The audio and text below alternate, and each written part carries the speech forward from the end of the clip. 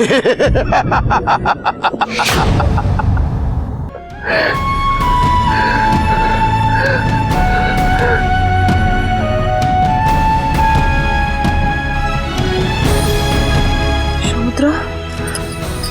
সমুদ্র, কি তোমার শরীরটা এরকম ঠান্ডা কেন হয়ে গেছে? তোমার কি শরীরটা ভালো লাগছে না সমুদ্র? দেখো আমার দিকে। আমি আর এই টেনশন সহ্য করতে পারছি না। সারাটা রাত কেটে গেল, দাদা ভাই তোরই কোনো খোঁজ পাওয়া গেল না।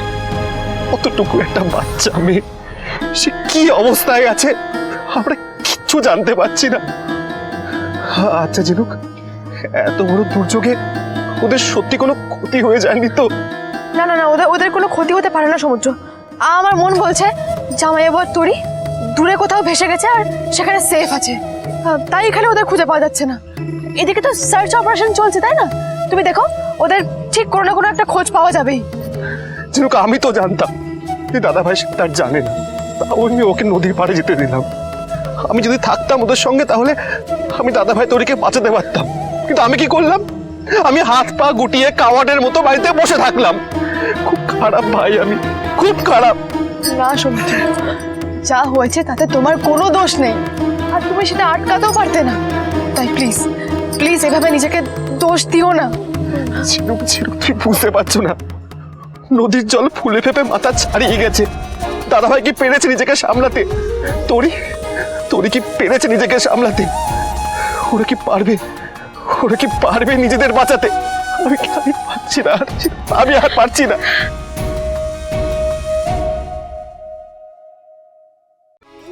সব শেষ হয়ে গেল মেজো খোকা, আমার জন্য সব শেষ হয়ে গেল। কেন এরকম কথা বলছো মা? ঠিকই বলছি মেজো খোকা, আমার জেদের জন্য সব শেষ হয়ে গেল। আমি তো বললাম এবছর দেশের বাড়ি যাব, দেশের বাড়ি গিয়ে আদি মা লক্ষ্মীর পুজো করবো, সেই জেদ তো আমি করলাম। প্রতি বছর তো এখানে পুজো হয় না, আমি বললাম এই আমার জেদের জন্য সবাইকে আমি বিপদে ফেললাম, আর আমার জানো ভাইকে মা মা মা মা মা আমার দিকে ঘোরো। বলছি তোমার জন্য কিচ্ছু হয়নি মা, নিজেকে সামলাও, একটু ধৈর্য ধরো, সব ঠিক হয়ে যাবে। দেখো মা, গজানন সব ঠিক করে দেবেন। ওই দেখো পুরোটার সামনে এরম ভাবে কাঁদছিস কেন? তো কাঁদছো কেন মা? তুমিও কেন কাঁদছো? তোরি আর মামুর কি কিছু হয়েছে? বলো না মা, বলো। ওরা কি আর কোনোদিনও ফিরবে না? বলো, এরকম কথা তুমি আর কখনো বলবে না। তুমি গজাননের কাছে প্রার্থনা করো যাতে তোমার মামু আর তোরই খুব তাড়াতাড়ি ফিরে আসে। আমাদের কথা তো উনি শুনছেন না, আমাদের দৃঢ় বিশ্বাস গজানন তোমার কথা ঠিক শুনবে, ওরা ফিরে আসবে। ওদিকটায়, হ্যাঁ আপনার বাদিকে, ওদিকে কিছু পেয়েছেন? স্যার ওদিকে নেই।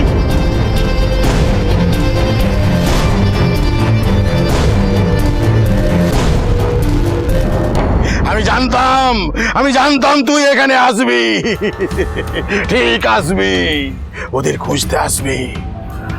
আপনি কাদের কথা বলছেন? আপনি জানেন নাকি আমি এখানে কাদের খুঁজতে এসেছি? জানি, আমি সব জানি, আমি সব দেখি। আমার স্বামী আর আমার মেয়েকে দেখেছেন? আমার ছোট মেয়ে, ওর বয়স 5 বছর, ওরা এদিকে এসেছিল, আমার মেয়ে ওর বাবার সাথে এদিকে এসেছিল। আর ওই বাঁধের জলটা ছাড়ার পর থেকে ওদের না আর খুঁজে পাওয়া যাচ্ছে না। আপনি বলুন না, প্লিজ বলুন না, ওদের কোথাও দেখেছেন? বলুন না। কে কার সন্তান, কে কার স্বামী, অত কি মনে রাখি আমি?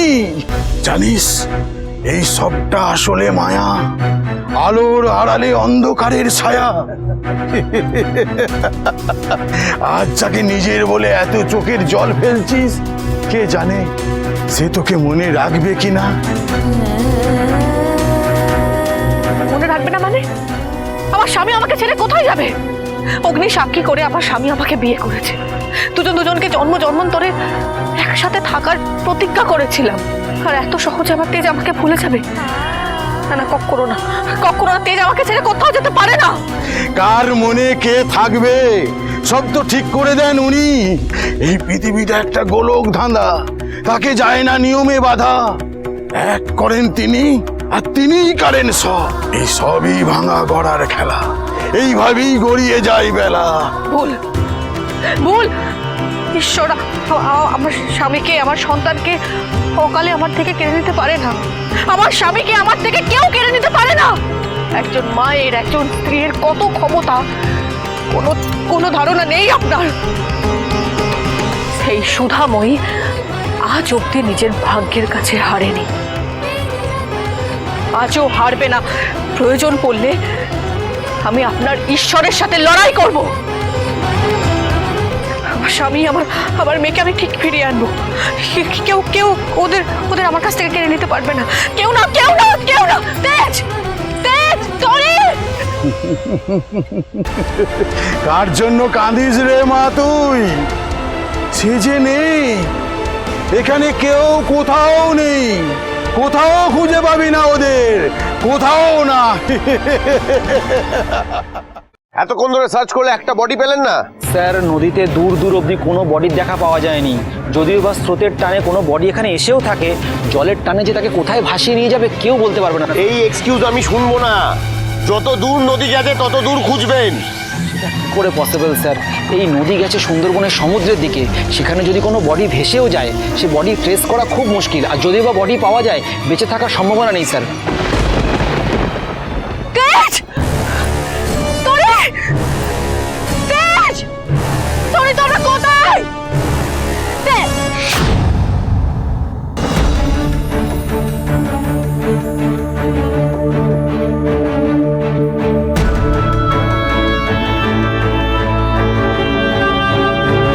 এটা তো তরির ঘূর্ণদাতা। মানে তরি আশেপাশে এখানেই কোথাও ছিল। তরি, দেখো তোমার মাম্মাম তোমায় নিতে এসেছে। তুমি এসো, বাড়ি যাবে আমার সাথে।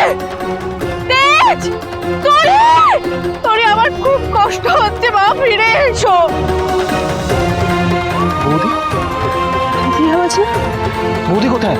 দিদি কোথায় পেল? দিদি, বৌদি, তেজ,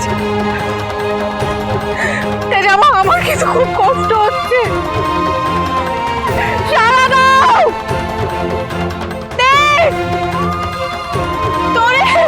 দিদি, তোমরা দিদিকে কোথাও দেখেছো? নদী কোথায়? এখানে।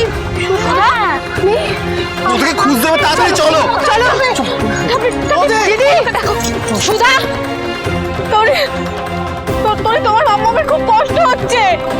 তরি, সারা দাও মা, সারা দাও। বৌদি, সুধা, দিদি, দিদি, তুই কোথায়? সুধা, তেজ, আমি কিন্তু তোমাদের এখান থেকে না নিয়ে কোথাও যাবো না। প্লিজ তেজ, ফিরে এসো, ফিরে এসো আমার কাছে। তরি, তরি, আমি কিন্তু খুব রেগে আছি। তোমার মামা তোমার উপর খুব রেগে আছে। তরি, তুমি ফিরে এসো। আর তোমরা আমাকে ছেড়ে একা একা কেন কেন গেলে? কেন জানি না, মনে হচ্ছে সব কিছু না খুব ফাস্ট ফাস্ট এগিয়ে যাচ্ছে, মানে in a positive note, but এগিয়ে যাচ্ছে। আমি কিছু বুঝবো না, কিচ্ছু শুনবো না। তোমার যেখানে ইচ্ছে যাওয়ার যাও। সত্যি তো চলে যাবো? আমাকেও নিয়ে চলো না প্লিজ, প্লিজ। আমি বাবার খেয়াল রাখবো মাম্মা। আচ্ছা বাবা, ঠিক আছে, আমি যাচ্ছি আমার খুদে বডিগার্ডের সঙ্গে। ঠিক আছে, চলো গ্রামে যাবো, আমরা খুব মজা করব, সাইকেল চালাবো একসাথে। চলো চলো চলো চলো চলো। তরি, তুমি তো তোমার মামাকে খুব ভালোবাসো, তাহলে কেন কেন গেলে মামাকে ছেড়ে? আমি কিন্তু খুবই রাগ করছি। ফিরে এসো মা, তোমার মামার কাছে ফিরে এসো, চলে এসো। তরি,